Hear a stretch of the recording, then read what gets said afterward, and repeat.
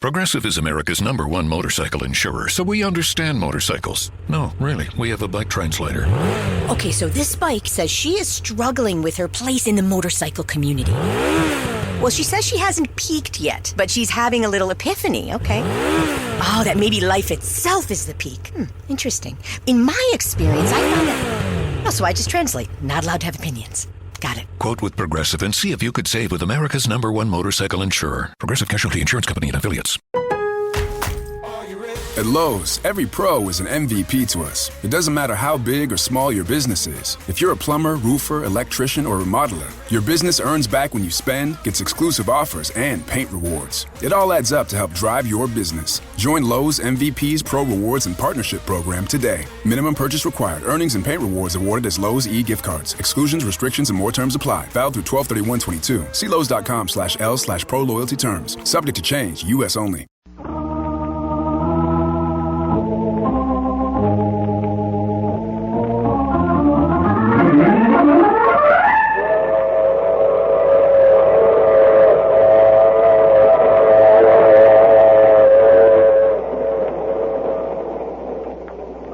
Broadcasting System presents The Mysterious Traveler, written, produced, and directed by Robert A. Arthur and David Kogan, and starring tonight two of radio's foremost actors, Mason Adams and Santos Ortega, in The Devil and the Deep Blue Sea.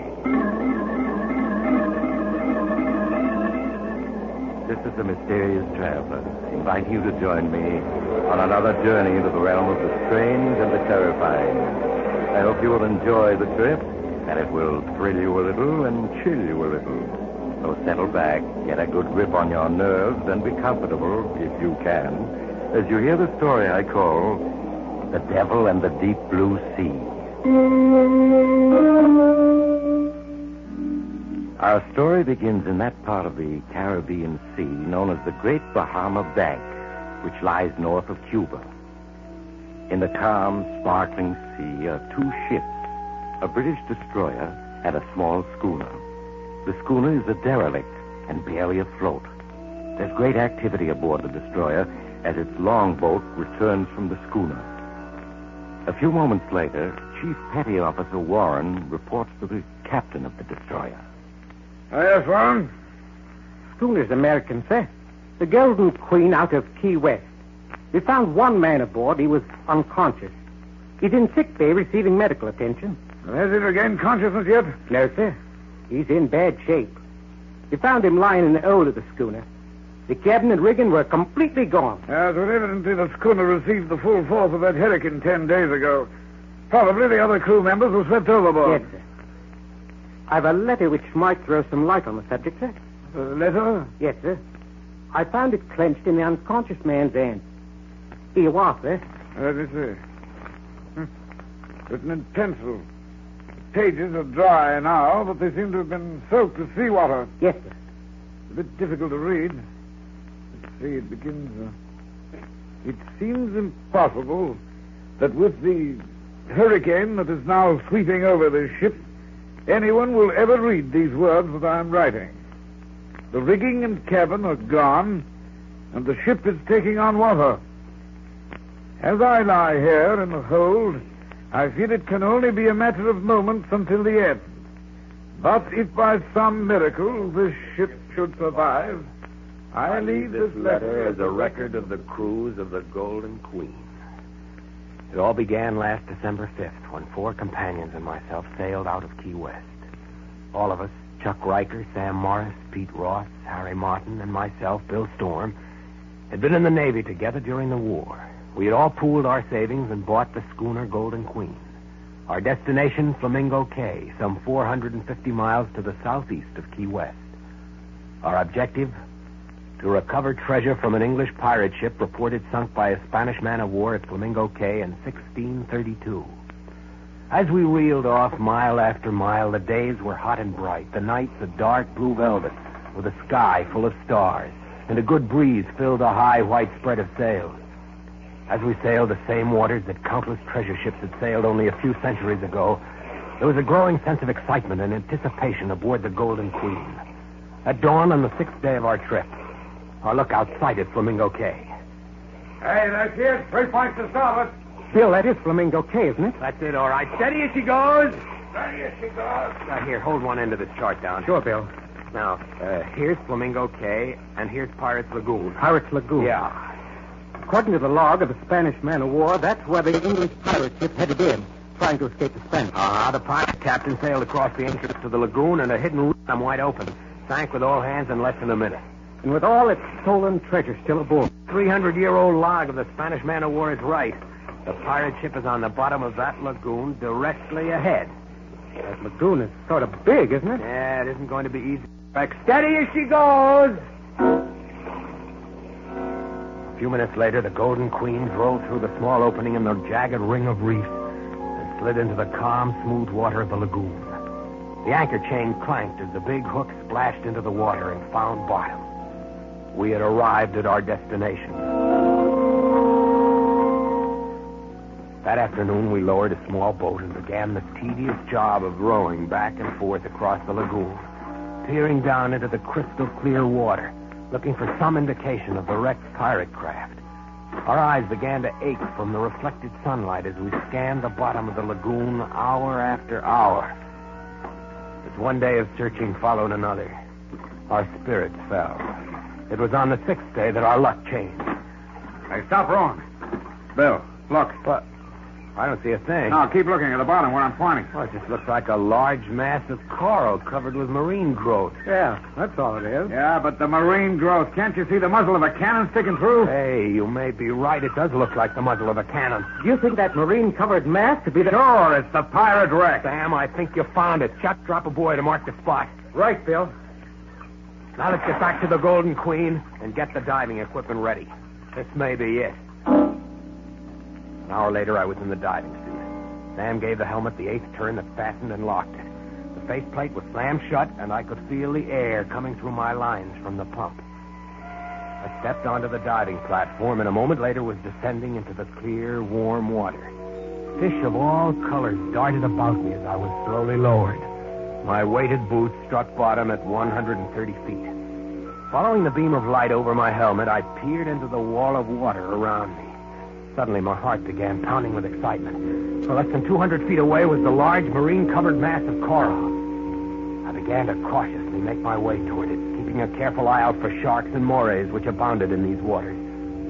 As I made my way closer, I could clearly see that the marine growth covered an old hulk.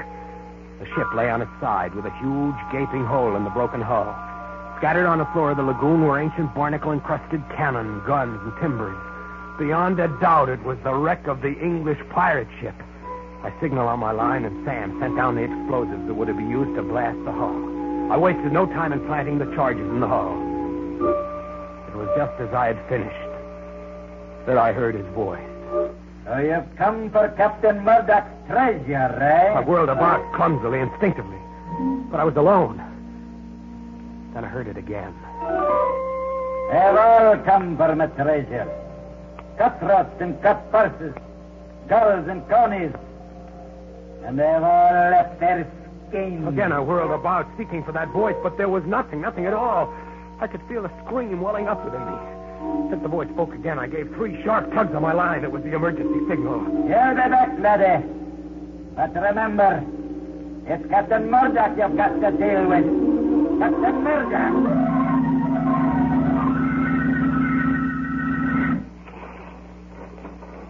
Keep the pumps going, Pete, until I get the faceplate open.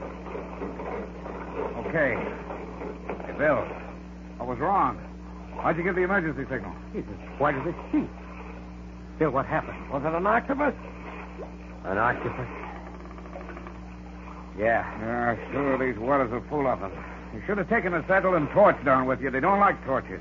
Yeah. You just take it easy for a while. Bill, did you plant the explosives? Sure. Pete, detonate the explosives. Okay, here goes. They didn't go off. Bill, you're sure you made the connection? I made them all right. Well, they must have gotten loose. We'll just have to try again. What about my going down? No. Why not? Well, because Chuck's only a beginner, and he's never gone down that deep. You got a point there. Well, okay. Means we'll have to wait until tomorrow. Yeah. Phil go down as soon as it's daylight and plant some more explosives. Right, Bill? Right. Well, that night I lay awake in my bunk, going over and over in my mind the dive I had made and the strange voice I had heard. I kept telling myself that it had been an hallucination. That must be it. Being in pirate waters, the excitement of the search, going down to 130 feet, all had combined to create this hallucination. It was the only possible answer. What other answer could there be? Morning came and I donned the diving suit. Sam handed me an acetylene torch. And a few minutes later, I was descending into the calm, green water. I touched bottom only a few feet from the wreck and signaled Sam to send down the explosives. As I waited, I found myself constantly turning in a circle, peering through my faceplate at the well of water which pressed in on me. The explosives were lowered to me, and I planted them in the hull. As I finished, I heard that voice once again. You've come back, have you? He spoke. I could feel cold shivers running through my body, and I fought the impulse to give the emergency signal. Aye. That's the curse of treasure. Once a man tends it, there's no turning back. Ask me, laddie. Captain Murdoch. I'll tell you. Where are you? Where am I? Ask the fish that stripped me of me flesh and left me bones as a warning to the likes of you. Look at you. Huddling about like a jackanapes to see me. Hey, you fool. Did you think the spirit of a man could descend? What do you want? The 3 centuries I've pondered this accursed wreck, waiting for the likes of you. And now you've come. I've treasure, laddie, such as you've never seen. Rubies and diamonds, pearls and sapphires, silver and gold. The wealth I saw from a dozen Spanish galleons. I'll share it with you, if you agree to my terms. Terms? Aye, laddie, terms. First, I'll share with you and only you. For the others, a dagger or the plank. A dagger? Or the plank? Aye. Many's the crew that felt my steel when there's been treasure to share. You mean murder Sam, Chuck, and the others? Aye. Your boys. What you're saying, it's all an hallucination. It must be. I'm just hearing things. I cannot word. What manner of weeping is this? What the steel do the men have done? Stop talking. Stop talking. Do you hear? I won't do it. I won't. You do it, laddie. Or you'll ne'er take my treasure. Who's to stop me? A voice? A sheer hallucination? Captain Murdoch, laddie. Captain Murdoch. You're just a voice. You can't stop me. But no. Don't. You're choking me. Stop. Can't feel me, laddie. But you can feel my wrath, can you not? Let go. You'll find me a reasonable captain if you follow my orders. But if you don't, laddie, you'll ne'er see the sun again. Now these are my terms. And say haste to my word.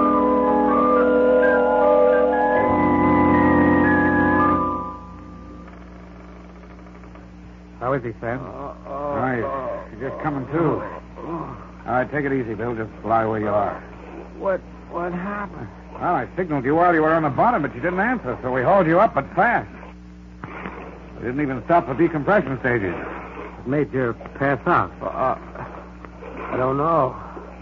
Maybe your airline got snarled on the wreck. Maybe. Did you plant the explosives? Yeah. All right. Pete, detonate it. Okay. Hang on to something. That did it. Look at all those pieces of wood and dead fish coming up to the surface. Yeah. That explosion must have ripped the wreck wide open. Ought to be soft pickings from here on in. What do you say, Bill? Yeah. Soft pickings. All right, come on, boys. Let's get the diving equipment in A1 shape. Tomorrow's the big day. All that night I lay awake in my bunk, staring into the darkness, trying not to think of that voice. But there was no escaping. I could hear his every word over and over, relentlessly pounding into my brain, till I could no longer think for myself. As I donned the diving suit shortly after dawn, I could see Sam and the others eyeing me curiously as they helped me on with my equipment. 15 minutes later, I was on the bottom, making my way towards the wreck. The stern portion of the hulk had been blown into hundreds of fragments, and the floor of the lagoon was littered with old firearms, metal armor, broken gun flints, and cannonballs. As I picked my way through the debris, he spoke. Come for the treasure, eh, laddie? Now that you and me are partners, you're welcome to it. And what a treasure it is. Where is it? You'll find 4 chests buried under that wreckage to your starboard. There? Aye. It took 12 ships and 1,000 lives to make up that treasure. Wait till you set eye on the precious stones I plucked from the San Cristo Domingo. Worth a king's ransom. These chests are filled with treasure? Aye. And well you might gape. Lash that rope around them, laddie. This heavy they are. They must each weigh at least 500 pounds. Aye. Lash them snugly. 'Tis our fortune you have there, laddie. We'll buy the world for us.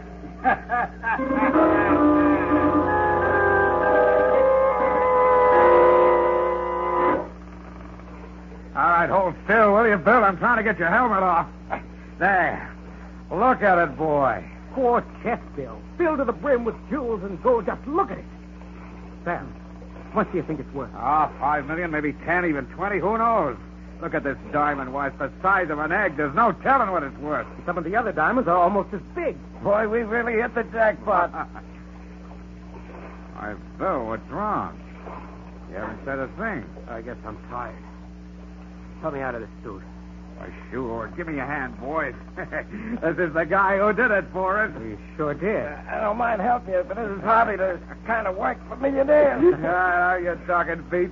And, boy, just as soon as we get Bill out of this diving suit, we'll weigh anchor for Key West. Well, I gotta... What do you mean, no? Let's stick around so that I can make another dive tomorrow. I may have overlooked a couple of chests. Well, that's hardly likely. No, you've done enough diving, Bill. I don't mind telling you that you've had us all worried these past couple of days. Yeah. You've been acting kind of strange. That's wrong with him that $1 million won't cure. Sun's already setting. We'll leave tomorrow. Okay. I guess another night here can't make much difference. We'll weigh anchor at dawn. Now let's get these 4 chests below. That night I lay in my bunk, waiting, watching. First Sam, then Pete, then Harry fell asleep. I slipped quietly out of my bunk, crossed the cabin, and stepped out on deck. A full moon shone down on the Golden Queen, and I could see Chuck, who was on watch, standing near the wheel, smoking. As I approached, he turned and saw me. Hello, Bill. Couldn't sleep, huh? No. What about the others? They're sleeping. Don't see how they can do it. I'm so excited I couldn't. All I can think of is the treasure and what I'm going to do with my share. Yeah. Hey, what's the matter with you? Don't sound very enthused. I guess I'm just tired. Those dives you made must have taken a lot out of you. Yeah. It did. Is that a ship out there? Where? There, 3 points to starboard. I'm looking, but I don't see any. I caught him as he dropped, then I carefully eased his body over the rail and let go. He hit the water with only a small splash and was gone. When dawn came, the others had followed. I was alone on the Golden Queen. Alone? No, that isn't quite correct. He was aboard. I couldn't see him, but he was with me all right. With his assistance, I weighed anchor. A half hour later, using the auxiliary engine, the Golden Queen slipped through the opening in the lagoon and out to sea. For a day and a night, I stood at the wheel, and when I was exhausted, he took over. It was on the 4th day that the hurricane caught me. Within the first hour, it swept the rigging and cabin overboard and left me helpless. mountainous waves, one after another, are breaking over the Golden Queen. And only a miracle can save me. If I go down, and surely I must, at least he'll go with me. I realize now, too late, that... The letter ends at this point. What do you make of it, sir? Make of it? Well, it's obviously the letter of an insane mind. Bill Storm, the unconscious man that you found aboard the derelict, became demented when his 4 companions were swept overboard during the hurricane. And, as a result, wrote this fantastic letter. Sir, while searching through Storm's pockets for the identification, I found these. 3 coins. Yes.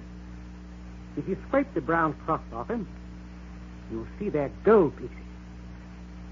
Look here. These coins are hundreds of years old. Yes. Then that part of the letter about recovering sunken treasure might possibly have been true. Did you find any chests aboard the derelict? No, sir. It was swept as clean as a whistle. Well, perhaps it wasn't only the loss of his 4 companions, but the loss of the treasure as well that sent Storm out of his mind. Yes. Sir, do you think there might have been anything to do with this Captain Murdoch he mentions in the letter? Certainly not. Don't be ridiculous. I'm amazed at you, Warren. Next, you'll be telling me that you believe in ghosts. Oh, sorry, sir. Come along to the sick bay. We'll see if Storm has regained consciousness yet.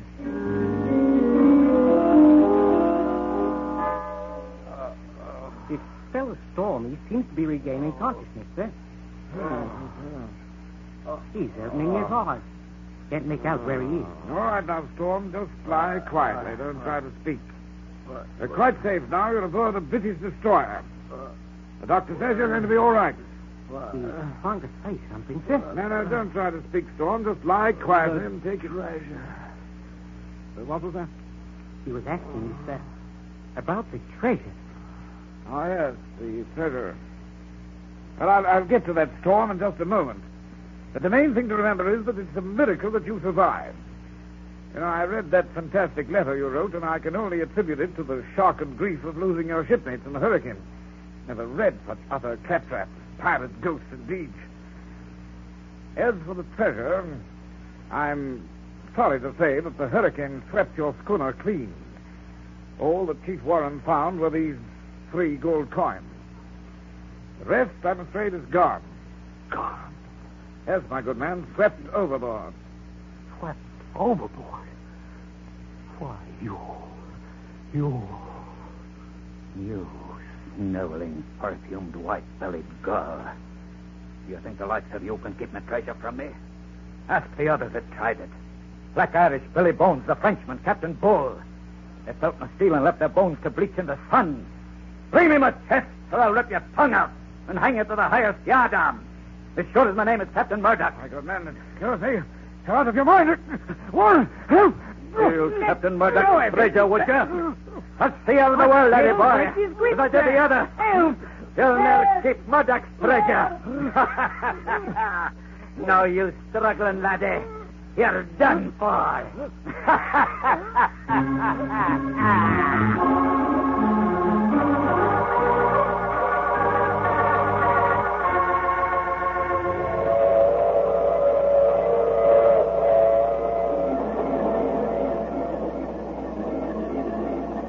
Mysterious traveler again. Did you enjoy our trip? Or was the captain of the British destroyer choked to death? Oh, no, he was saved. He's never been the same since. As for poor old Bill Storm, well, he's now safely under lock and key. He still speaks in 17th century English and insists he's Captain Murdoch. And now and then, he buttonholes one of his attendants and whispers of fabulous loot to be won on the high seas through piracy. But so far, he's been unable to muster up a crew. That reminds me of next week's story, The Accusing Corpse. It's about a murderer who discovered that the dead sometimes arise from the grave to... Oh, you have to get off here. I'm sorry. But I'm sure we'll meet again. I take this same train every week at the same time.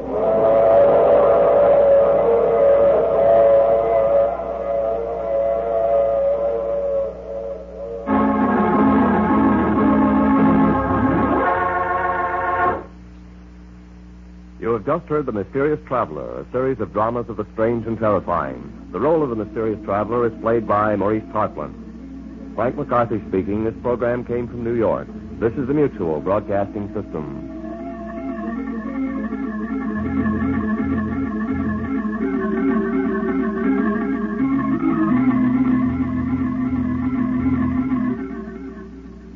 Hi, it's Idris Elba here with Booking.com, and I wrote this poem about summer because I love summer.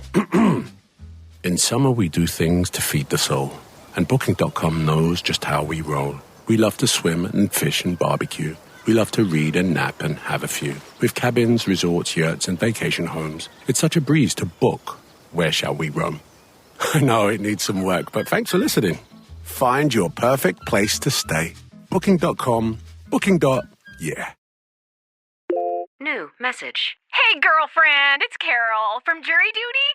We never actually spoke, but I saw you ordered the same hoagie as me at lunch. What are the chances? Anywho, I heard you just got a boat. We should totally grab some hoagies and take it out for a spin. When you get a boat, you also get new friends. Make sure Progressive's one of them and get coverage today for as little as $100 a year. Do I want to feel the wind in my hair? Guilty as charged. Oh, seriously, let's ride on your boat. Progressive Casualty Insurance Company and affiliates. Annual premium for basic liability policy not available in all states.